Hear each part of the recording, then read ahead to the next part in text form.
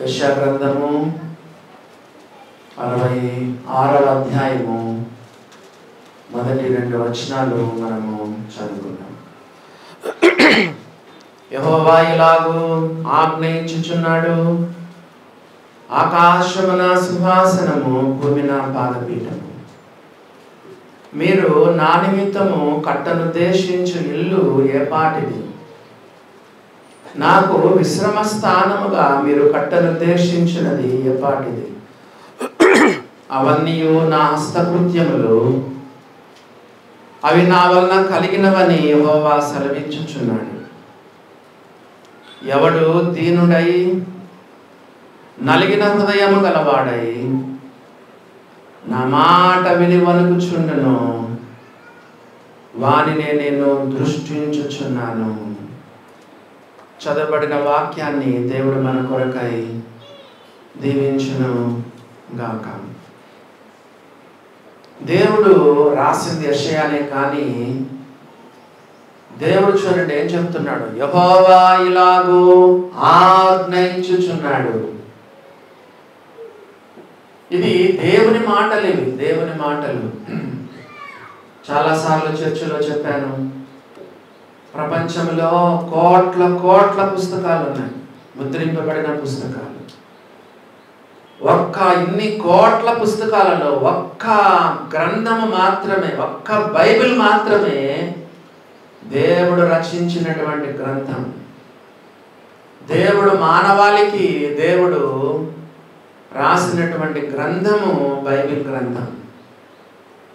యెహోవా ఇలాగు ఆజ్ఞయించుచున్నాడు. దేవుడు ఏమంటున్నాడు చూడండి, ఆకాశము నా సింహాసనము, భూమి నా పాదపీఠము.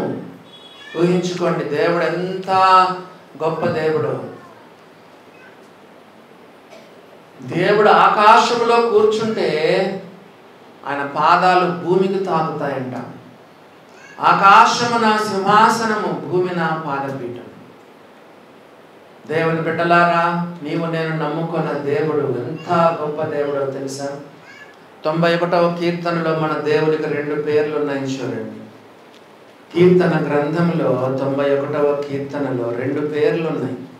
మహోన్నతుని చాటున, మోస్ట్ హై గాడ్. మన దేవుడు ఎవరు చెప్పండి? Most high God. ఇంకా ఇంతకంటే దేవుడు ఉన్నాడా? చెప్పండి చెప్పండి. మన దేవుడు ఎవరంటే మోస్ట్ హై గాడ్, మహోన్నతుడైన దేవుడు. ఇంకా చూడండి, మహోన్నతుని చాటున నివసించువాడే. ఇంకోటి చూడండి, సర్వశక్తుడు, సర్వశక్తుడు, almighty God, most high God, almighty God. ఇంకా దీనికి మనము అర్థాలు చెప్పలేము. మన దేవుడు ఎంత గొప్ప దేవుడు అంటే, ఆయన ఆకాశం, ఆయన సింహాసనము, ఆయన ఆకాశంలో కూర్చుంటే ఆయన పాదాలు భూమికి తాకుతుంది. దేవుడు చెప్పాడు ఏంటంటే, నా కొరకు చర్చి కడతారా మీరు? నాకు చర్చి కడతారా? ఈ చర్చిలో దేవుడు ఉండడు కదండి. ఇది రాళ్లతో, ఇటుకలతో, సిమెంట్తో కట్టినటువంటి ఈ మందిరాలలో దేవుడు ఉండడు. అది ఓల్డ్ టెస్ట్మెంట్లో ఉండేవాడు, ప్రత్యక్ష గుడారంలో ఉండేవాడు. ఆ తర్వాత సొలొమోను కట్టిన మందిరంలో ఉండేవాడు. ఆ తర్వాత దేవాలయంలో ఆయన ఉంటూ ఉండేవాడు. మందసములో ఆయన సన్నిధి ఉండేది. మందసాన్ని ఎవరైనా తెరిచి చూస్తే, లేదా ఆ అతి పరిశుద్ధ స్థలంలోకి ఎవరైనా పోతే చచ్చిపోతారు, అక్కడే చచ్చిపోతారు. దైవ సన్నిధి. ఒకసారి బెత్షెమెషు అనే వారు మందసాన్ని తెరిచి చూస్తే, నాకు సరిగా గుర్తులేదు, 70,000 మంది ఏమో చచ్చిపోయినారు. దేవుని బిడ్డలారా, గమనించినారా? మన దేవుడు ఎంత గొప్ప దేవుడు. చాలా పేర్లు ఉన్నాయి మన దేవునికి బైబిల్లో. ఇస్ ఎ కన్జ్యూమింగ్ ఫైర్, దహించు అగ్ని. దేవుడు ఎవరో తెలుసా? దహించు అగ్ని. ఎంత గొప్ప దేవుడు మన దేవుడు.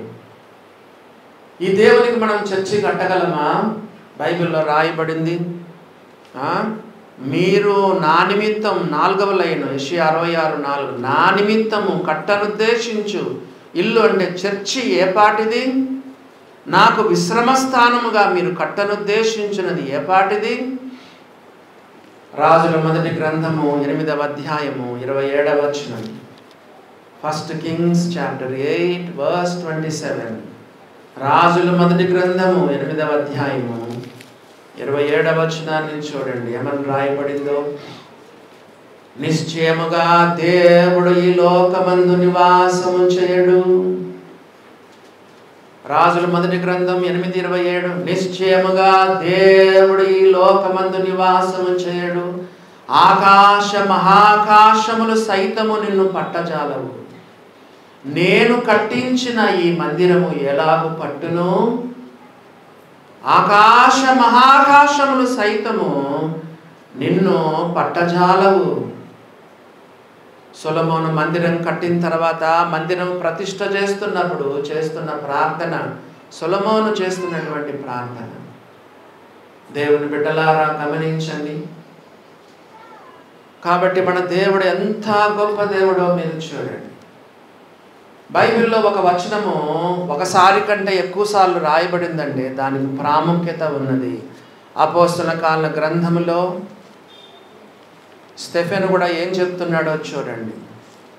అపోస్తల కాల గ్రంథము 7వ అధ్యాయము 47వ వచనము చూడండి. 50వ వచనం చదువుతున్నా. అపోస్తల కాల గ్రంథము 7వ అధ్యాయము 50వ వచనం. ఆకాశము నా సింహాసనము, భూమి నా పాదపీఠము. మీరు నా కొరకు ఎలాంటి మందిరము కట్టుదురు? నా విశ్రాంతి స్థలమేది? ఇవన్నీ నా హస్తకృతములు కావా అని ప్రభువు చెప్పుచున్నాడు అని ప్రవక్త పలికిన ప్రకారము సర్వోన్నతుడు హస్తకృతాలయములలో నివసింపడు. సర్వోన్నతుడు హస్తకృతాలయములలో నివసింపడు. మరి ఎక్కడ నివసిస్తాడు? ఏలయనగా ఎక్కడ 2-3 నా నామమున కూడి ఉందిరో అక్కడ నేను వారి మధ్య ఉంటాను. కొంతమంది చర్చికి కోట్లు పెడుతున్నారు, గంట పెడుతున్నారు కదా, టవర్ పెడుతున్నారు, పాలిష్డ్ స్టోన్స్.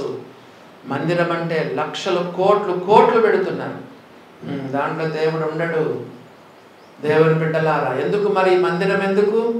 గాలి, వాన, వర్షము కదా, ఎండ, మరి సూర్యరశ్మి నుండి మనం కాపాడబడుతూ కూడుకోవడానికి మనకంటూ ఒక స్థలం ఉండాలి. కాబట్టి మనం ఇలాగా చర్చిలు మనం కట్టుకుంటాం.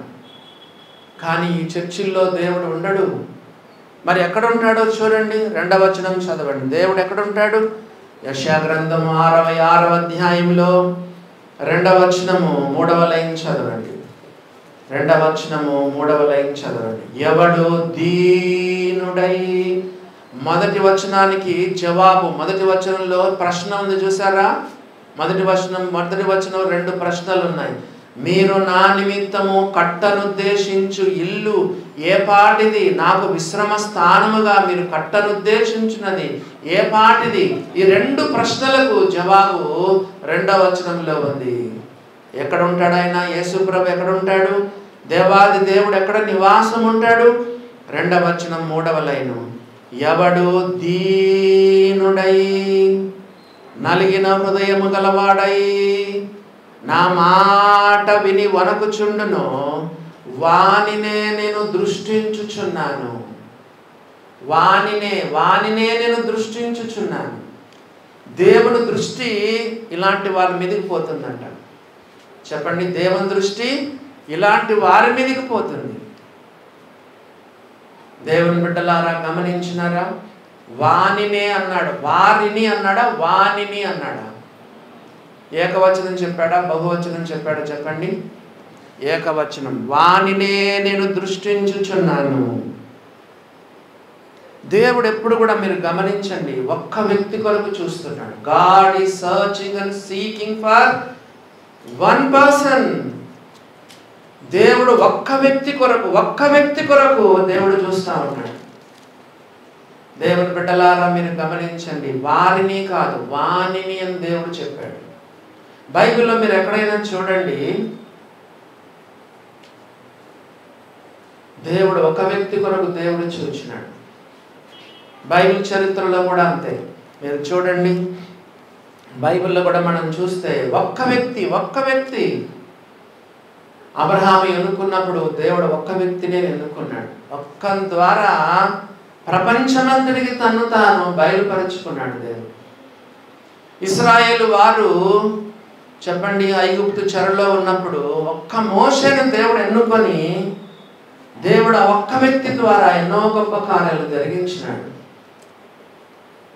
మరి యోసేపును కూడా చూడండి, భయంకరమైన కరువు సమయంలో దేవుడు ఒక్క వ్యక్తిని నిలబెట్టుకొని దేవుడు వాడుకున్నాడు. జలప్రలయం సందర్భంలో కూడా అందరూ సమస్త శరీరులు తమ మార్గములను చెరిపివేసుకొనిరి. నోవహు, నీ ఒక్కడే నా ఎదుట ఈ తరము వారిలో నీవే నీ ఒక్కడవే నా ఎదుట నీతిమంతుడవై ఉన్నావు. దేవుని బిడ్డలారా, మీరు చూచినారా? దేవుడు ఆల్వేస్ ఒక్క వ్యక్తి కొరకు ఆయన చూస్తా ఉన్నాడు. ఒక వచనం మీకు చూపిస్తాను చూడండి. ఇర్మియా గ్రంథము 5వ అధ్యాయము 1వ వచనం.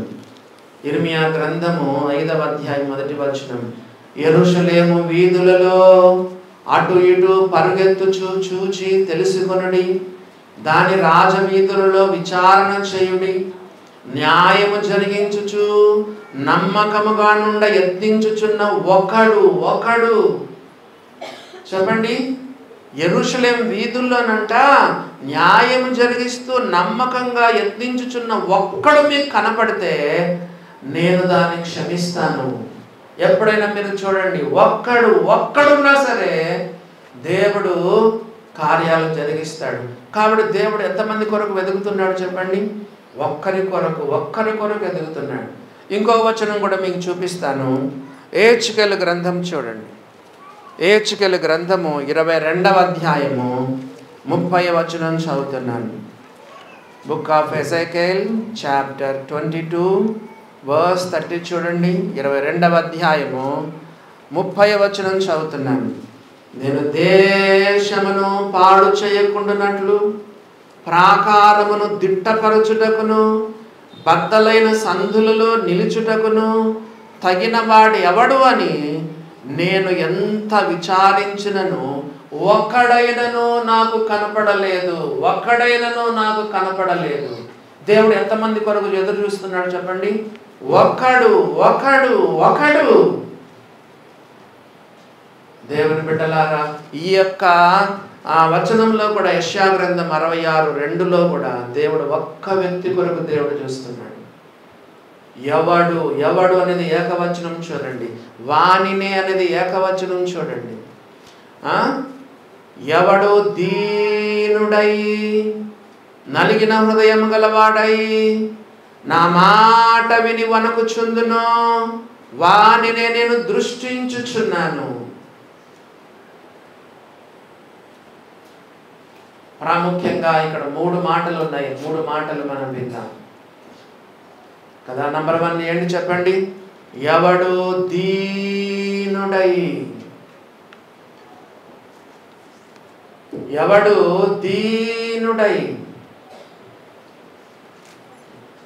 దీనత్వం ఉందా? దేవుని బిడ్డలారా, దీనత్వం ఉందా? మన యేసు ప్రభు ఎటువంటి వాడు చెప్పండి? యేసు ప్రభు వారు ఏం చెప్పారు? ఐఎమ్ మీక్ అండ్ లోలీ అని ప్రభు చెప్పాడు కదా. నేను సాత్వికుడను దీన మనసు గలవాడను. చెప్పండి, ఏమన్నాడు? నేను సాత్వికుడను దీన మనసు గలవాడను గనుక మీ మీద నా కాడి ఎత్తుకొని నా యొద్ద నేర్చుకొనండి. నీకు దీనత్వం కావాలంటే నువ్వు యేసు ప్రభు పాదాల దగ్గర పర్సనల్ ట్యూషన్ తీసుకోవాలి. ఇప్పుడు ఇంతమంది వచ్చారు కదా, యేసు ప్రభు మనకు ఎలా నేర్పిస్తాడంటే, క్లాస్లో ఉన్నారనుకోండి, క్లాస్ ఎలా ఉంటుంది? 30-40 మంది స్టూడెంట్స్ ఉంటారు, ఒకే లెక్చరర్ ఉంటారు కదా. 40-50 మంది కలిపి చెప్పేస్తూ ఉంటాడు. కానీ యేసు ప్రభు ఎటువంటి వాడో తెలుసా? Personal tuition. ఎవరంతకు వాళ్ళు యేసు ప్రభు పాదాల దగ్గర కూర్చోండి, నేర్చుకోవాలి. గమనించినారా దేవుని బిడ్డలారా? నీలో ఉన్న అహం, గర్వం, అహంకారం, లెక్కలేనితనం ఇవన్నీ పోవాలంటే ఆయన కాడిని నీ దగ్గర ఆయన కాడిని నీవు మోసుకోవాలి. దేవుని బిడ్డలారా గమనించినారా? యజమానుడు వస్తేనే ఎద్దు ఏం చేస్తుంది చెప్పండి? పొద్దున యజమానుడు వచ్చినాడు, రైతు వచ్చినాడు, యజమానుడు వచ్చిన వెంటనే లేచి నిలబడుతుంది. ఆయన బండిని ఎత్తుకున్నాడు అనుకోండి, కాడుని ఎత్తాడు అనుకోండి, వెంటనే ఏం చేస్తుంది తెలుసా? ఎద్దు మెడ వంచుతుంది. ఎప్పుడైనా నువ్వు రక్షణ పొందినానని చెప్తున్నావు, కానీ ఎప్పుడైనా చెప్పావా యేసు ప్రభుకి, యేసు ప్రభువా నా మెడ వంచుతున్నాను, తల వంచుతున్నాను, నడుము వంచుతున్నాను, మోకాళ్ళు వంచుతున్నాను, ప్రభువా నీ కాడిని నేను మోస్తాను ప్రభువా. అయ్యా నేను రక్షణ పొందినాను, కానీ నాలో గర్వం పోలేదు, అహంకారం పోలేదు, అహం పోలేదు, లెక్కలేనితనం పోలేదు. Personal tuition.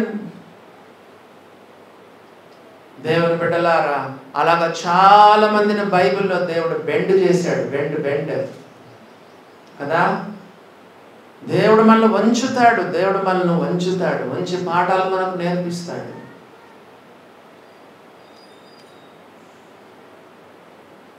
మోషే గురించి మనం చాలాసార్లు విన్నాము. మోషేకి ఏం చేశాడు తెలుసా? దేవుడు ఐగుప్తుల సకల విద్యలను అభ్యసించినాడు. మాటలందు కార్యములందు నేర్పరితనం కలిగిన వాడు. కాబోయేటువంటి రాజు ఫరోకు కొడుకు లేడంట, మనుమడు లేడంట. ఫరోకు కొడుకు లేడు, ఫరో కుమార్తె కూడా కొడుకు లేడంట. చరిత్ర అలా చెప్తుంది. ఎంతో జ్ఞానం, ఐగుప్తుల సకల విద్యలను అభ్యసించినాడు. మాటలందు కార్యములందు ప్రవీణుడు. దేవుడు చెప్పాడు, నువ్వు పనికిరావు. నా సేవలో నువ్వు ఉపయోగపడాలంటే సాత్వికం, దీనత్వం పో, మిద్యాన దేశానికి వెళ్ళు. మీ మామ దగ్గర పడుండు. ఎన్ని సంవత్సరాలు? 40 సంవత్సరాలు. ఏ ట్రైనింగ్ అయినా 40 సంవత్సరాల ట్రైనింగ్ ఏ ఉద్యోగానికైనా ఇచ్చడం మీరు చూసారు ఎప్పుడైనా? ఫరో దగ్గర ఆల్రెడీ 40 సంవత్సరాలు ఉన్నాడు. ఇంకా టోటల్గా చెప్పాలంటే 80 సంవత్సరాల ట్రైనింగ్. ఫరో దగ్గర 40 సంవత్సరాలు ఉన్నాడు రాజభవనంలో. ఆ తర్వాత తన మామ దగ్గర అడవిలో గొర్రెలను మేస్తా, ఎండకు ఎండుతూ, వానకు తడుస్తూ, మంచుకు తడుస్తూ.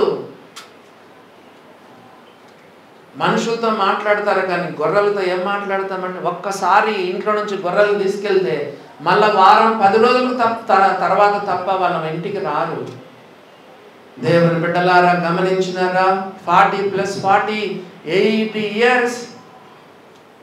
ఎంత దీనత్వం నేర్చుకున్నాడు. దేవుడు ఎవరిని దృష్టిస్తాడు? దీనులను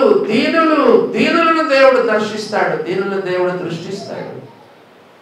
ఉందా దీనత్వం దేవుని బిడ్డలారా?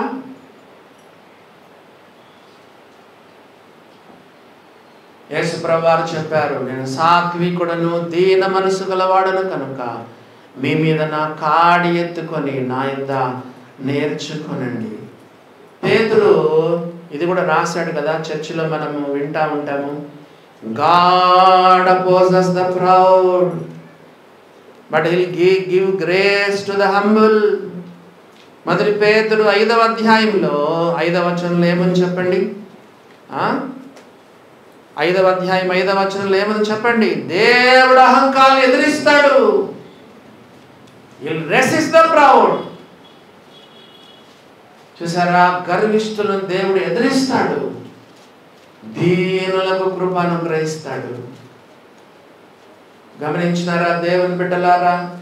నీ చదువులో, నీ ఉద్యోగంలో, నీ వ్యాపారంలో, నీ కుటుంబంలో, నీ సేవలో, సంసారంలో ఎంత దేవుని కృప నీకు అవసరం. We need grace after grace. ఆయన పరిపూర్ణతలో నుండి కృప వెంబడి కృప మనకు అవసరం తెలుసా? ఎందుకు దేవుని కృప నీకు దూరం అవుతుందో తెలుసా? గర్వం, అహంకారం. దేవుడు అహంకారాన్ని ఎదిరిస్తాడు, దీనులకు కృపానుగ్రహిస్తాడు. ఇంకా చూడండి, ఇంకా ఏమని చెప్పాడు? పేతురు రాసిన మొదటి పత్రిక 5వ అధ్యాయములో 6వ వచనం చదవండి. 5వ అధ్యాయం 6వ వచనం. దేవుడు తగిన సమయమందు మిమ్మల్ని హెచ్చించినట్లు ఆయన బలిష్టమైన చేతి క్రింద దీన మనస్కులుగా ఉండండి. దేవుడు తగిన సమయమందు మనల్ని ఏం చేస్తారంట చెప్పండి? హెచ్చిస్తాడు, పైకి తీసుకుని వస్తాడు. అంతవరకు అణిగిమెనుగుండు. శారాయి దాసేన హాగరు, ఎక్కడికి వెళ్తున్నావు? పో, నీ యజమానురాలైన సారాయి కింద అణిగి ఉండని దేవుడు చెప్పాడు. ఏం చెప్పాడు చెప్పండి? సారాయి దాసేన హాగరు, ఎక్కడికి వెళ్తున్నావు? పో, నీ యజమానురాలైన శారాయి కింద అణిగి ఉండు. చదువుకోండి, మీరు ఆదికాండం వెళ్ళి ఇంటికి వెళ్ళి చదువుకోండి. అణిగుండు. చూసారా దేవుని బిడ్డలారా? ఒకరోజు దేవుడిని హెచ్చిస్తాడు, పైకి దేవుడు నిన్ను తీసుకొని వస్తాడు. దేవుడు తగిన సమయమందు మిమ్మల్ని హెచ్చించినట్లు ఆయన బలిష్టమైన చేతి క్రింద దీన మనస్కులుగా ఉండు. మరి అంతకుముందు 40 సంవత్సరాలు, ఇప్పుడు 40 సంవత్సరాలు, మొత్తం ఎంత ఏం చెప్పండి? ముసలోడు కూడా అయిపోయినాడు. ఎవరు? మోషే. ఒకరోజు అగ్ని జ్వాలలలో పొద పండుతుంది కానీ కాలిపోవడం లేదు. ఏంటబ్బా అని చూస్తే దేవుడు అగ్నిలో నుండి దేవుడు మాట్లాడినాడు. నేను అబ్రహాము దేవుడను, ఇస్సాకు దేవుడను, యాకోబు దేవుడను, నువ్వు ఫరో దగ్గరికి పోవాలి, నేను నిన్ను వాడుకుంటాను.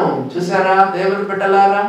వద్దయ్యా, అప్పుడున్న నాకు జ్ఞానం లేదు, నోటి మాంజం, నాలుక మాంజం, నా చేత కాదయ్యా, ఎంత వాదించినా కూడా no, you are the right person. దేవుడికి జ్ఞానం కాదు అవసరం, చదువులు కాదు, డీడీలు కాదు, డిగ్రీలు కాదు, థియాలజీ కాదు, బీటీహెచ్ కాదు, డాక్టర్ ఆఫ్ డివినిటీ కాదు, డిటిహెచ్ కాదు, బీటీహెచ్ కాదు, ఎంటీహెచ్ కాదు.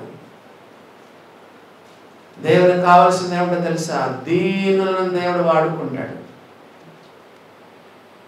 మీలో ఎవరైనా బైబిల్ స్కూల్స్కి మేము వెళ్తాం, బైబిల్ కాలేజీకి వెళ్తామంటే మేము డిస్కరేజ్ చేస్తాం.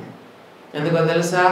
ప్రపంచాన్ని తలకిందులు చేసిన వారు శిష్యులు, విద్య లేని పామరులు దేశాలకు చెదిరిపోయి ప్రపంచాన్ని గడగడలాడించినారు.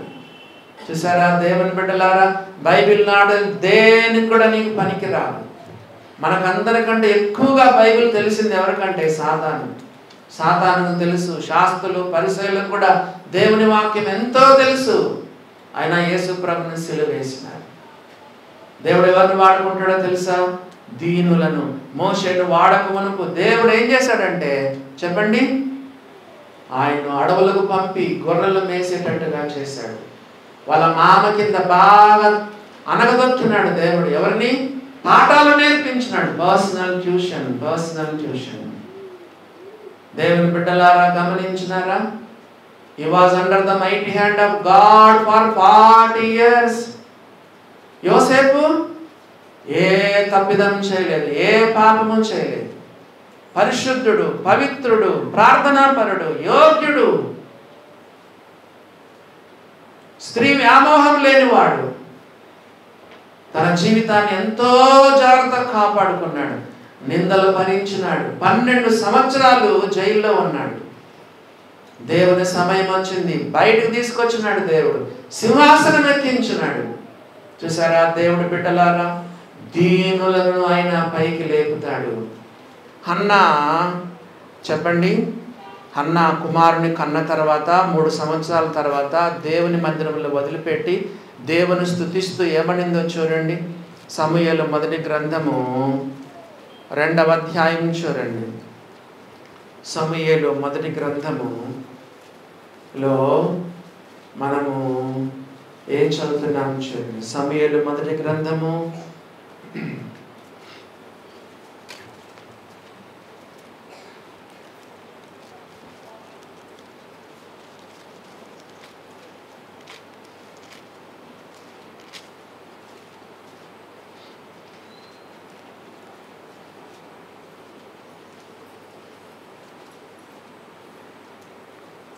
మొదటి అధ్యాయము 8వ వచనం చదువుతున్నాను. 2వ అధ్యాయం 8వ వచనం. దరిద్రులను అధికారులతో కూర్చుండబెట్టుటకును మహిమగల సింహాసనమును స్వతంత్రింప చేయుటకును వారిని మంటిలో నుండి ఎత్తువాడు ఆయనే.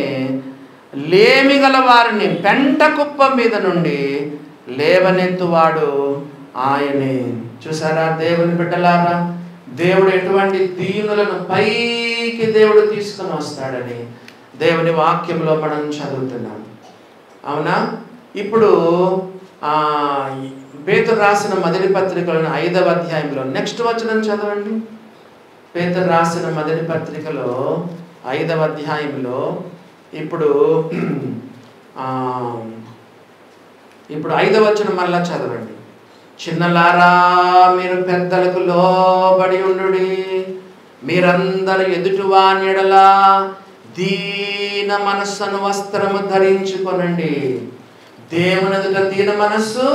నెక్స్ట్ చెప్పండి, ఎదుటివాని ఎడల దీన మనస్సు. కొంతమందిలో బాబా బాబా ఏం గర్వం కదా, ఎంత వాళ్ళ కనిపిస్తుంది, వాళ్ళ బాడీ లాంగ్వేజ్లోనే కనిపిస్తుంది. చర్చిలో ఆల్రెడీ చెప్పాను. యెషయా గ్రంథం 3వ అధ్యాయంలో చూడండి ఏమని రాయబడిందో. యెషయా గ్రంథము 3వ అధ్యాయంలో దేవుని యొక్క వాక్యం ఏం చెప్తుందో చూడండి. యెషయా గ్రంథము 3వ అధ్యాయము 16వ వచనం చదువుతున్నాను. మరియు యెహోవా సెలవిచ్చినదేమనగా, సియోను కుమార్తెలు గర్విష్ఠురాన్రై మెడచాచి నడుచుచు ఓర చూపులు చూచుచు కులుకుచు నడుచుచు తమ కాళ్ళ గజ్జలను బ్రోగించుచున్నారు. ఏమంట? నీ మెడలో గర్వం, నడకలో గర్వం, చూపుల్లో గర్వం, కులుకడంలో గర్వం కదా, నీ కాళ్ళ గజ్జలు మోగేటప్పుడు కూడా గర్వం. చూసారా దేవుని బిడ్డలారా, చాలా స్పష్టంగా కనిపిస్తుంది కొంతమందిలో. దేవుని వాక్యం ఏం చెప్తుంది? దేవుడు బలిష్టమైన చేతి క్రింద దీన మనస్కులుగా ఉండు, ఎదుటి వారిని కూడా దీన మనస్సుగా ఉండు. భర్త కావచ్చు, భార్య కావచ్చు కదా, సోదరుడు కావచ్చు, సోదరి కావచ్చు, కోడలు కావచ్చు, అత్తమ్మ కావచ్చు. దేవుని బిడ్డలారా, ఆల్వేస్ బీ హంబుల్, హ్యూమిలిటీ. లేవియా కాండము 19వ అధ్యాయం చూడండి. లేవియా కాండము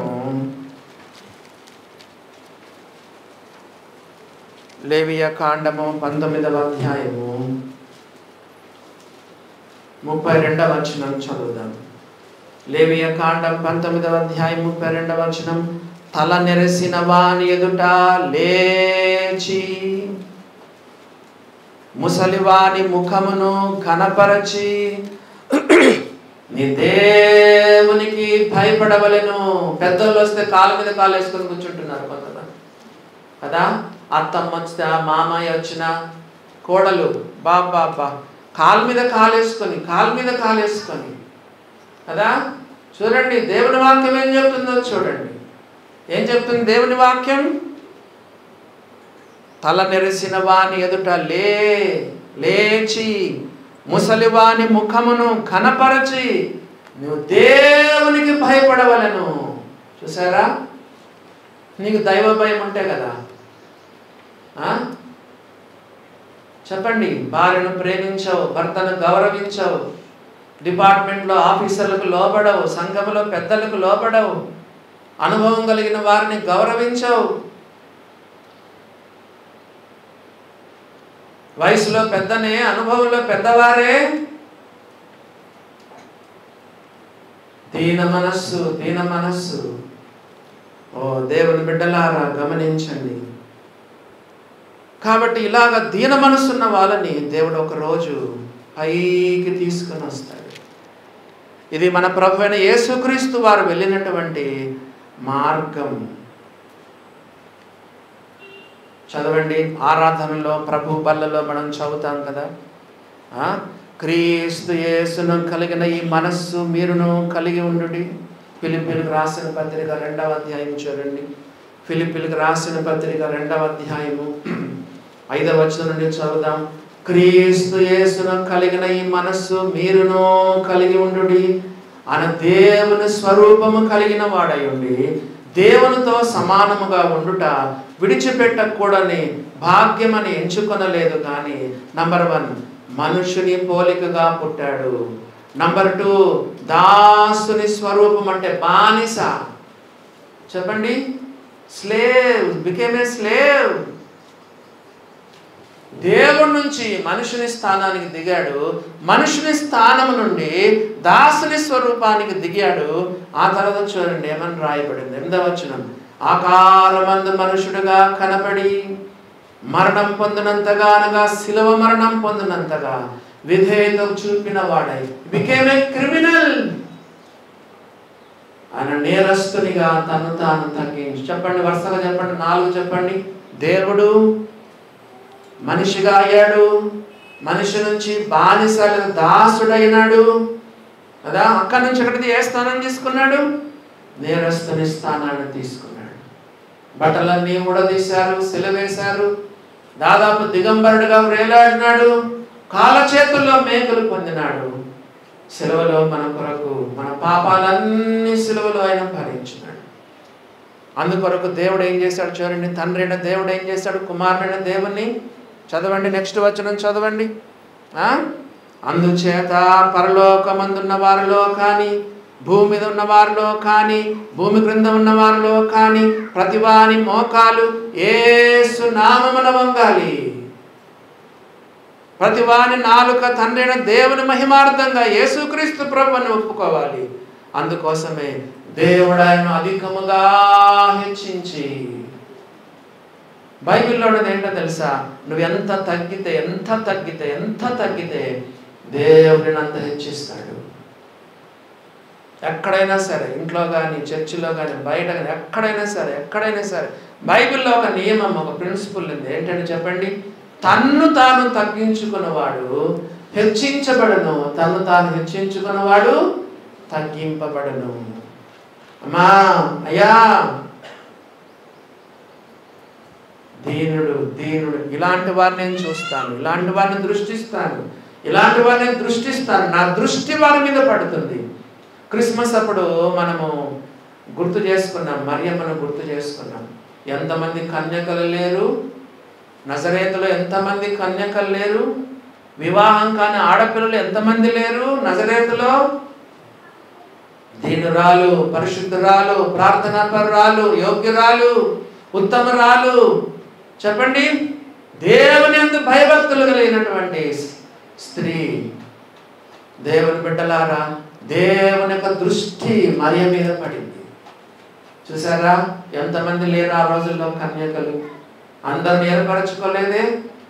God wants one person. God is seeking and searching for one person. ఎవడు దీనుడై అలాంటి వారిని పైన నా దృష్టి పడుతుంది అని దేవుని యొక్క వాక్యంలో రాయబడింది. దీనికి కాంట్రరీగా సాతాను ఏం చేశాడు చెప్పండి? యేసు ప్రభు పై నుండి క్రిందికి తగ్గించుకుంటే వాడేం చేశాడు చెప్పండి? సాతాను కింద నుంచి పైకి పోవాలని ప్రయత్నం చేశాడు. చదువుదాం చూడండి, యెషయా గ్రంథము 14వ అధ్యాయము మొదటి నుంచి చదువుదాం. యెషయా గ్రంథము 14వ అధ్యాయము 12వ వచనము నుండి. Book of Isaiah chapter 14 versus from 12. 14వ అధ్యాయము 12 నుంచి చదువుదాం చూడండి. తేజో నక్షత్రమా, వేకువ చుక్క.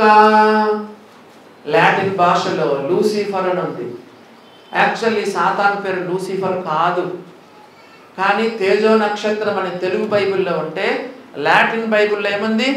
లూసిఫర్. తేజో నక్షత్రమా, వేకువ చుక్క, నువ్వు ఎట్లు ఆకాశం నుండి పడితివి? జనములను పడగొట్టిన నీవు నేల మట్టుకు ఎట్లు నరకబడితివి?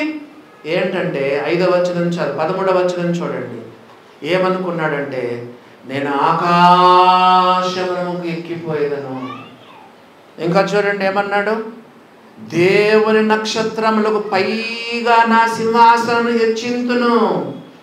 ఉత్తర దిక్కునున్న సభాపర్వతం మీద కూర్చుందును, మేఘమండలం మీదకి ఎక్కుదును, మహోన్నతునితో నన్ను సమానునిగా చేసుకొందును అని నీవు మనసులో అనుకుంటేవి కదా. మనసులో అనుకున్నాడు అంతే. ఇంగ్లీష్ బైబిల్ ఏమని తెలుసా? ఐ ఐ ఐ ఐ అని 5 సార్లు ఉంది. నేను నేను నేను నేను నేను అని 5 సార్లు ఉంది. ఏమనుకున్నాడంటే మనసులో అనుకున్నాడు అంతే. నాకు దేవునికి ఎంత తేడా ఉంది? నేను దేవుని కంటే ఒక మెట్టే కదా తక్కువ. దేవుడు ఈ యొక్క సాతాను సృజించాడు, లూసిఫర్ను సృజించినాడు. దేవదూతలకు అందరికీ ఇతను ప్రధానుడు. అభిషేకింపబడిన కెరూబ్ అని బైబిల్లో రాయబడింది. He was an anointed one. అభిషేకింపబడిన కెరూబు, వర్షిప్ లీడర్.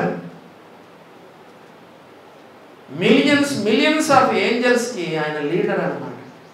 దేవదూతలకు అందరికి కూడా ఆయన ప్రధానుడు, ప్రధాన దూత. ఏమనుకున్నాడు? నాకు దేవునికి ఏం తక్కువ, నాకు దేవునికి ఎంత ఎంత ఎంత వ్యత్యాసం ఉంది? ఆయన పైన ఉన్నాడు, నేను ఆయన కంటే కొంచెమే కదా కింద ఉండేది అనుకొని మనసులో ఏమనుకున్నాడంటే, నేను ఏమనుకున్నాడు చెప్పండి? ఉత్తర దిక్కున సభా పర్వతం పైన కూర్చుంటానంటే దేవుని కూర్చునే సింహాసనం పైన కూర్చుంటాను, మేఘమండలం మీదకి ఎక్కుతాను, మహోన్నతునితో నన్ను సమానంగా చేసుకుంటాను, దేవుని నక్షత్రములకు పైగా నా సింహాసనాన్ని హెచ్చించుకుంటానని మనసులో అనుకున్నాడు అంతే. చూసారా దేవుని బిడ్డలారా, ఆయన అనేక మంది మిలియన్స్ ఏంజల్స్కి ఒక హెడ్గా ఉన్నాడు. ఎంతగా హెచ్చించుకున్నాడు చూడండి. బైబిల్ ఏమని తెలుసా? దేవుడు ఒక దెబ్బతో తోసేసినాడు, పై నుండి కిందికి తోసేసాడు. 3వ ఆకాశం నుండి 2వ ఆకాశానికి, మేఘమండలం అంటారు ఆకాశమును దురాత్మల సమూహం కదండి. మొదటి ఆకాశం అంటే సూర్యుడు చంద్రుడు ఉన్న నక్షత్రాది, సూర్యుడు చంద్రుడు నక్షత్రాలు ఉన్న ఆకాశం. 2వ ఆకాశం అంటే సాతాను మన దూతలున్న ఆకాశం. 3వ ఆకాశం అంటే దేవుడు పరదైసు ఉన్నటువంటి ప్రదేశం. 3వ ఆకాశం నుండి 2వ ఆకాశానికి మనం పడదోస్తున్నాడు. దేవుని బిడ్డలారా గమనించినారా? పైకెళ్తాను అన్నాడు, దేవుడు కిందికి తోసేసినాడు. ఇక్కడ ఆ మాటలు రాయబడినాయి చూడండి కదా. ఏమని రాయబడింది? 14వ అధ్యాయం 12వ వచనంలో, నువ్వెట్లు ఆకాశము నుండి పడితివి, జనములను పడగొట్టిన నీవు నేల మట్టుకు ఎట్లు నరకబడితివి. 15వ వచనం, నువ్వు పాతాళమునకు నరకములో ఒక మూలకు త్రోయబడితివే. ఇంకా అది జరగలేదు, జరుగుతుంది, భవిష్యత్తులో జరుగుతుంది. శాశ్వతంగా నరకములో పడేస్తాడు దేవుడు సాతాను. దేవుని బిడ్డలారా మీరు గమనించినారా? దేవుడు యేసు ప్రభు ఉన్నత స్థానము నుండి ఆయన తగ్గి తగ్గి తగ్గి తగ్గి ఎన్ని మెట్లు ఉంటాయి చెప్పండి? ఆకాశం నుండి భూలోకానికి ఎన్ని మెట్లు ఉంటాయి? వివరించలేము. పరలోకం నుండి భూలోకానికి ఎన్ని మెట్లు అంటే ఎన్నో మెట్లు దిగి ఆయన తగ్గించుకున్నాడు. ఎంతగా తగ్గించుకున్నాడంటే తన పై వస్త్రాన్ని పక్కన పెట్టి నడుముకు తువాలు కట్టుకొని చేతుల్లో పల్లెం తీసుకున్నాడు. చర్చిలో మీకు ఆల్రెడీ చెప్పాను ఏంటంటే, ప్రతి విశ్వాసి కూడా ఏం తీసుకోవాలి చెప్పండి? ఏ టవల్ అండ్ బేసిన్. ఎప్పుడు కూడా విశ్వాసులు నడుముకు తువాలు కట్టుకోవాలి కదా, చేతుల్లో పల్లెం, ఏ టవల్ అండ్ బేసిన్. అలాంటి తగ్గింపు మనం ఎప్పుడూ కలిగి ఉండాలి. ఇంకా చెప్పంటారా? చీపుర్లు మన చేతిలో ఉండాలి. టవాల్ ఎందుకు చెప్పండి? టవాల్ ఎవరే కట్టుకుంటారు? రిక్షా పుల్లర్లు, హమాలీలు, కూలి వేసుకునే వాళ్ళు. ఇంకా చెప్పండి, హోటల్లో సర్వర్లు కదా. సర్వర్ ఇక్కడ భుజం మీద టవాల్ వేసుకొని ఇడ్లీ దోశ మనకు అందిస్తూ ఉంటాడు కదా. టేబుల్ తుడిసే వాళ్ళ దగ్గర కూడా టవాల్ ఉంటుంది. చూసారా దేవుని బిడ్డలారా? తన పై వస్త్రమును పక్కన పెట్టి నడుముకు తువాలు కట్టుకొని పల్లెములో నీళ్లు పోసుకొని శిష్యుల పాదాలను కడుగుటకును వాడిని తుడుచుటకును యేసు ప్రభు మొదలుపెట్టాడు. యేసు ప్రభు దీనుడు ఎంతో తగ్గించుకున్నాడు. కాబట్టి ఇప్పుడు అన్ని నామముల కంటే పై నామములో యేసు ప్రభు హెచ్చించబడ్డాడు. ఎఫెసీయులకు రాసిన పత్రిక 1వ అధ్యాయము ఆఖరి వచనం చదవండి. ఎఫెసీయులకు రాసిన పత్రిక 1వ అధ్యాయము ఆఖరి వచనం చదవండి. ఏమని రాయబడింది చూడండి. 1వ అధ్యాయము ఆఖరి వచనము 20వ వచనం చదువుతున్నాను. ఆఖరి వచనం కాదు. ఆయన బలాతిశయము చేత క్రీస్తును మృతుల్లో నుండి లేపి సమస్తమైన ఆధిపత్యము కంటను, అధికారము కంటను, శక్తి కంటను, ప్రభుత్వము కంటను యుగమునందు మాత్రమే కాకుండా రాబో యుగమునందును పేరు పొందిన ప్రతి నామము కంటే, చెప్పండి, పేరు పొందిన ప్రతి నామము కంటే ఎంతో హెచ్చుగా పరలోకమునందు ఆయన తన కుడి పార్శ్వమున కూర్చుండి పెట్టుకొని ఉన్నాడు. ఈ లోకంలో ఎన్ని దేవుళ్ళు ఉన్నా, ఎన్ని దేవతలు ఉన్నా, బైబిల్లో రాయబడింది ఎంతో హెచ్చుగా అన్ని నాముల కంటే పై నామములో యేసు ప్రభు ఉన్నాడు. ఎందుకు? పై నుండి కిందికి తగ్గించుకున్నాడు కాబట్టి హెచ్చించబడ్డాడు. సాతాను చెప్పండి, హెచ్చించుకున్నాడు కాబట్టి కింద పడద్రోయబడ్డాడు. ఇప్పుడు అర్థమైందా? దేవుడు ఎవరిని దృష్టిస్తాడు? ఎవడు దీనుడై. రెండవ మాట చెప్పండి. యెషయా గ్రంథం 66వ అధ్యాయము. ఇప్పుడు రెండవ మాట చెప్పండి. యెషయా గ్రంథము 66వ అధ్యాయము 2వ వచనము. రెండవ మాట ఏంటి? ఎవడు దీనుడై. రెండవ చెప్పండి. నలిగిన హృదయం.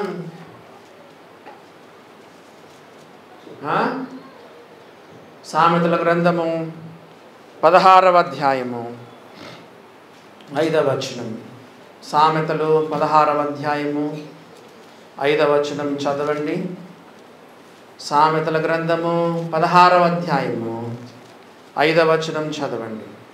గర్వ హృదయులందరూ యెహోవాకు హేయులు.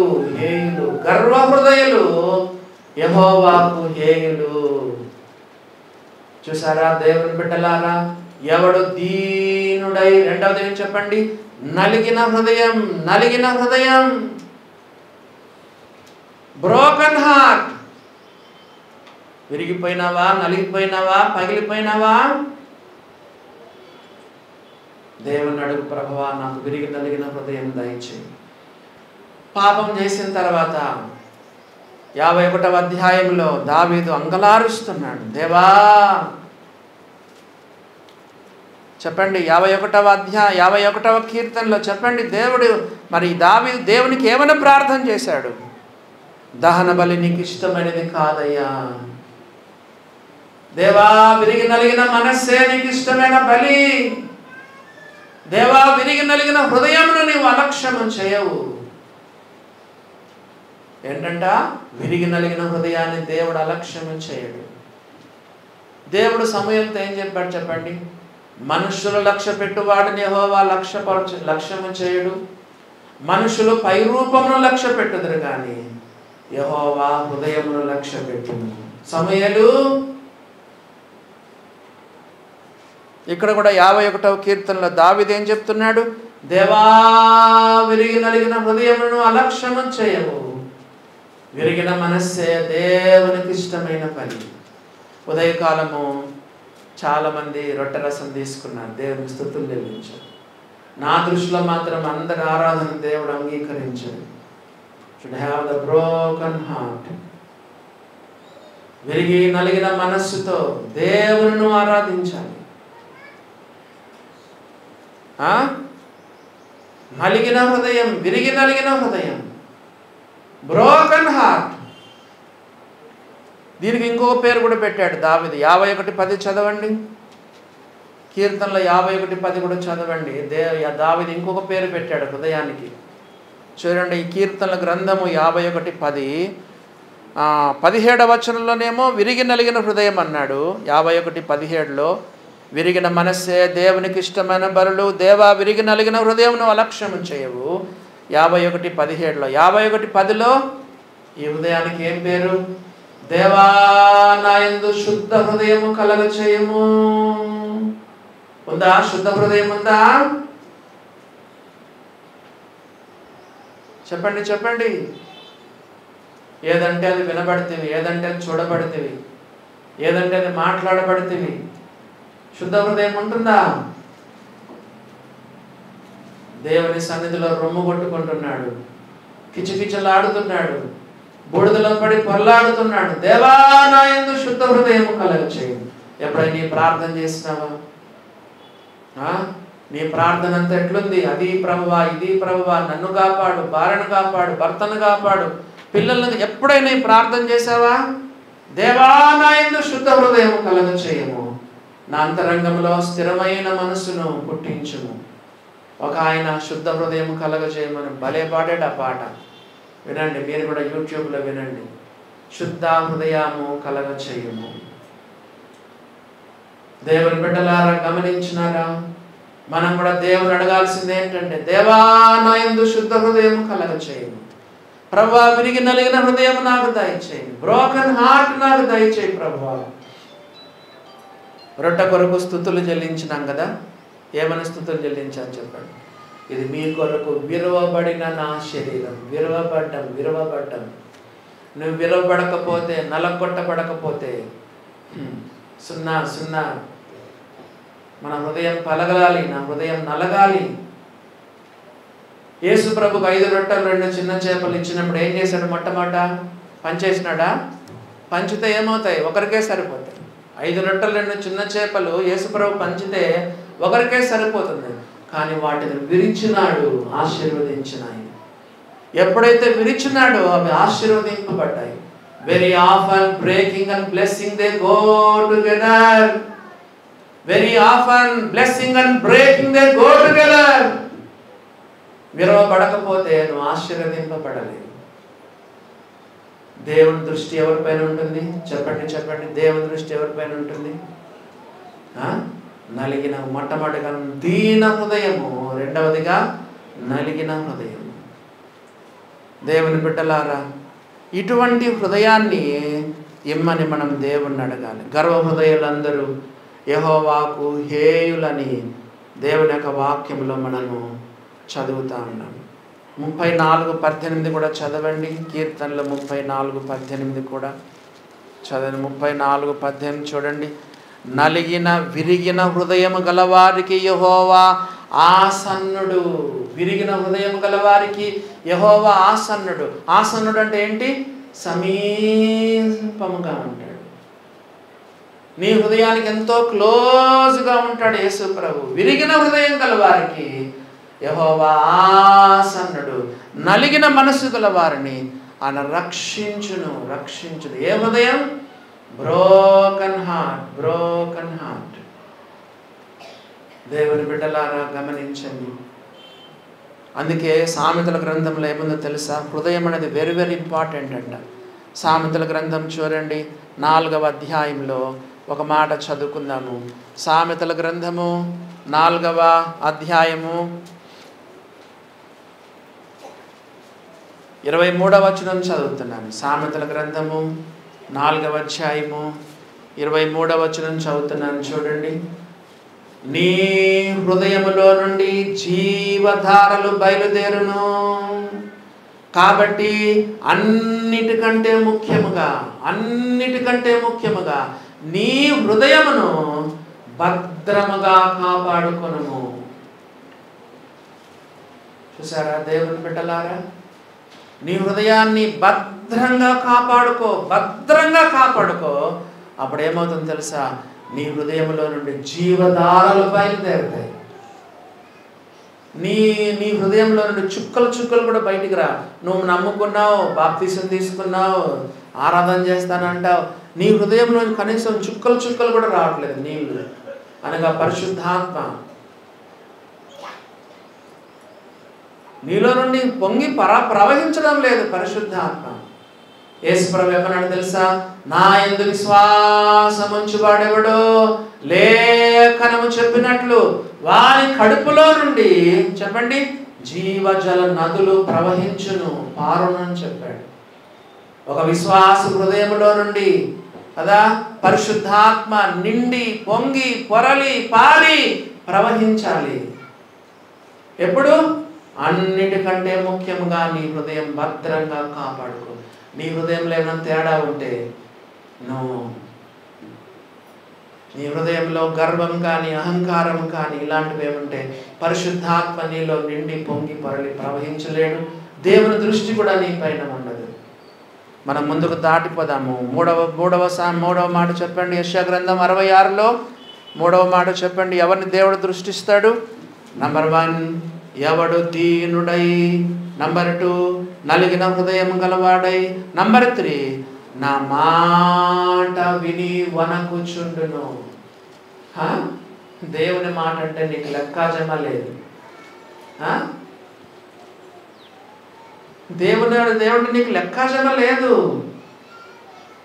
దేవుడు అంటున్నాడు నా మాట విని ఎవడైతే వణుకుతాడో వారిని నేను దృష్టిస్తున్నాను. ఇంట్లో నుంచి చర్చి ఇంటికి పోతే బైబిల్ అక్కడ పడేస్తావు, ఇక్కడ మాటలు ఇక్కడే వదిలేస్తావు.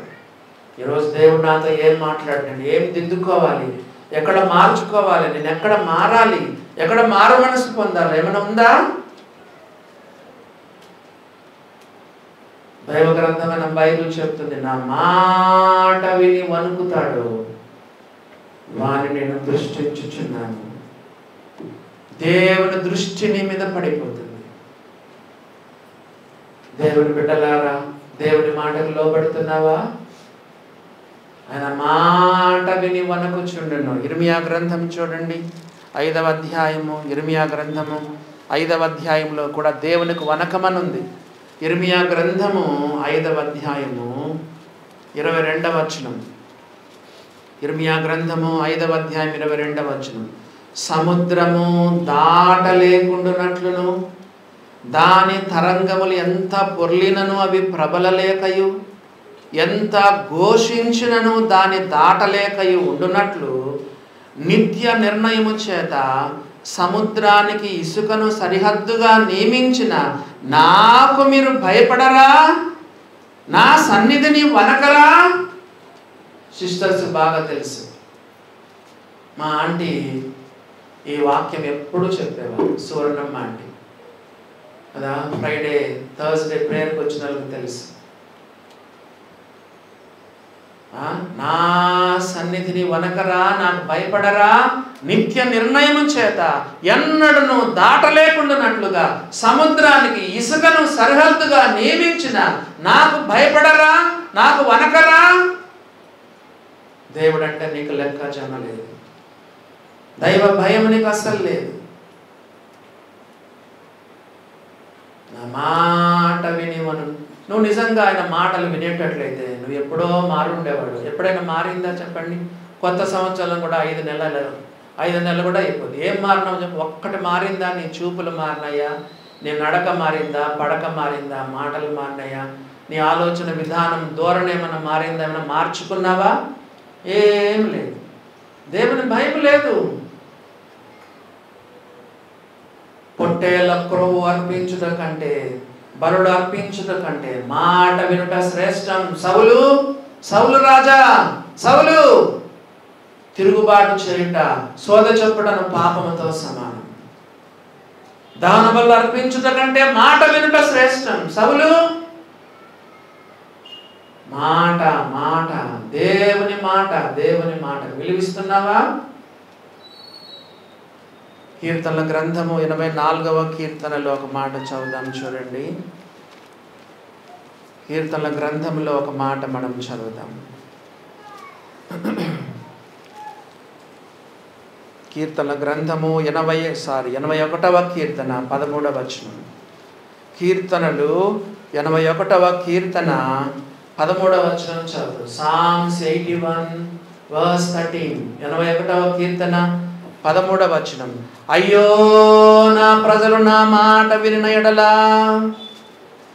ఇశ్రాయేలు వారు నా మార్గమును అనుసరించిన ఎడల ఎంత మేలు, ఎంత మేలు. అయ్యో నా ప్రజలు నా మాట వింటే ఎంత మేలు. దేవుడు అయ్యో అంటున్నాడంటే ఇంకా చూసుకోండి. 81వ కీర్తన 8వ వచనం. 81వ కీర్తన 8వ వచనం. నా ప్రజలారా ఆలకింపుడి, నేను మీకు సంగతి తెలియజేతును. అయ్యో ఇశ్రాయేలు, నీవు నా మాట విన్న ఎడల ఎంత మేలు. అయ్యో ఇశ్రాయేలు, నువ్వు నా మాట విన్న ఎడల ఎంత మేలు.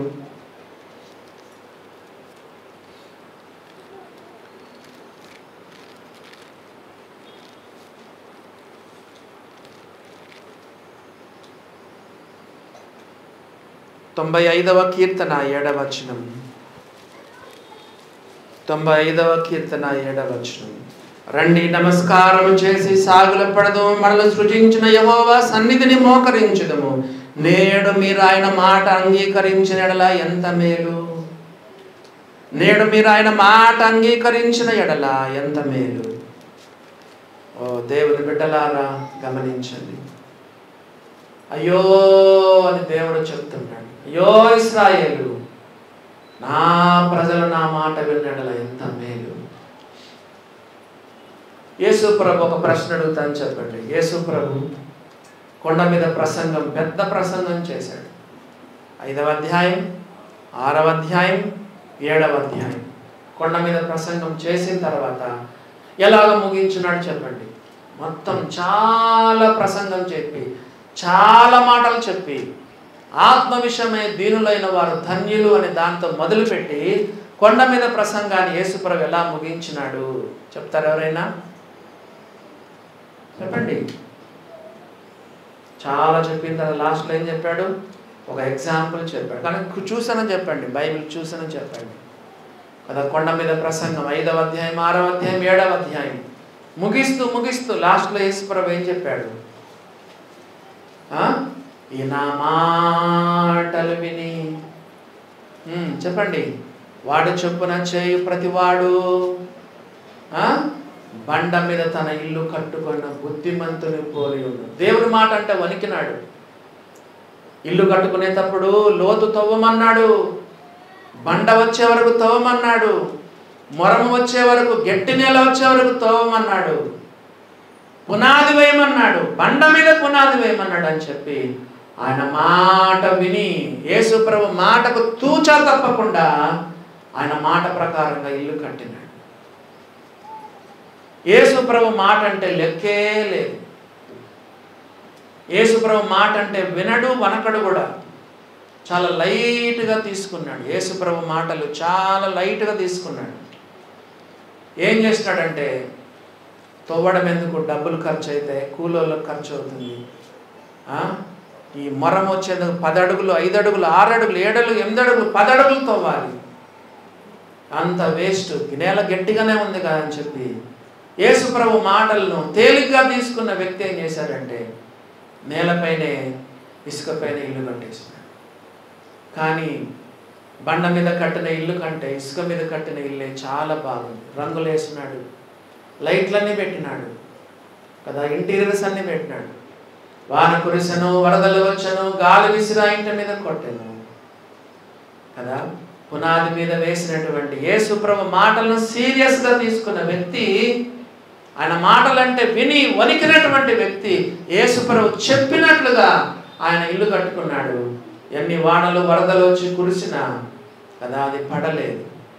యేసుప్రభు మాటలను నిర్లక్ష్యం చేసి, అలక్ష్యం చేసి ఆయన మాటలను చాలా తేలికగా, లైట్గా తీసుకున్నటువంటి వాడు ఇసుక మీద కట్టాడు. వాన కురిసెను, వరదలు వచ్చెను, గాలి విసిరా ఇంటి మీద కొట్టెను, అది కూలబడెను. మీకు మాట చెప్పమంటారా? ఎంతమంది విశ్వాసులు కొలాప్స్ అయిపోయినారు. ఆనందం లేదు, సంతోషం లేదు, ఉత్సాహం లేదు, ఉల్లాసం లేదు, ఉజ్జీవం లేదు. నామకార్థంగా ఆదివారం కాబట్టి వస్తున్నారు, ఏదో నామకార్థంగా పాటలు పాడుతున్నారు, నామకార్థంగా స్తుతులు చెల్లిస్తున్నారు, తీసుకోవాలి కాబట్టి రొట్టె రసం తీసుకుంటున్నారు. నీ లైఫ్ ఎప్పుడో కొలాప్స్ అయిపోయింది. పరీక్ష చేసుకో, వాక్యపు వెలుగులో నీ జీవితాన్ని పరీక్ష చేసుకో. ఇలాంటి వారిని దేవుడు దృష్టిస్తాడు. దేవుడి మాట అంటే భయం ఉందా, వణుకుందా, భయపడుతున్నావా? 3 మాటలు మనం విన్నాం కదండి. చెప్పండి. నెంబర్ 1, ఎవడు దీనుడై. నెంబర్ 2, నలిగిన హృదయం కలవాడై. నా మాట విని వణుకుచుండును, వారిని నేను దృష్టించుచున్నాను. ఇర్మియా 5వ అధ్యాయంలో కూడా ఒక మాట చదవండి. ఇర్మియా 5వ అధ్యాయంలో దేవుడు ఇంకా ఎవరిని దృష్టించుతాడో వచ్చాడు. ఇర్మియా 5వ అధ్యాయము 3వ వచనం చదవండి. ఇర్మియా 5వ అధ్యాయం 3వ వచనం. యెహోవా యథార్థత మీదనే కదా నువ్వు దృష్టించుచున్నావు. అమ్మమ్మో, విశ్వాసుల్లో ఎంత వేషధారణ ఈ రోజుల్లో. బాబా ఒక్కొక్కరు ఎన్ని వేషాలు విశ్వాసులు. ఓ దేవుని బిడ్డలారా, యేసు అందరిని ఎరిగినవాడు, యేసు మనిషిని ఆంతర్యాన్ని ఎరిగినవాడు కదా. దేవుడు ఒక రోజు మనల్ని జీవితాలన్నీ బట్టబయలు చేస్తాడు. యథార్థత యెహోవా యథార్థత మీదనే కదా నువ్వు దృష్టించుచున్నావు. మన సీక్రెట్ లైఫ్స్ అన్ని కూడా దేవునికి తెలుసు. చెప్పండి, దేవుడు ఇంకా ఎవరిని దృష్టిస్తాడు? యథార్థతకు ఆపోజిట్ వర్డ్ చెప్పండి. వేషధారులు.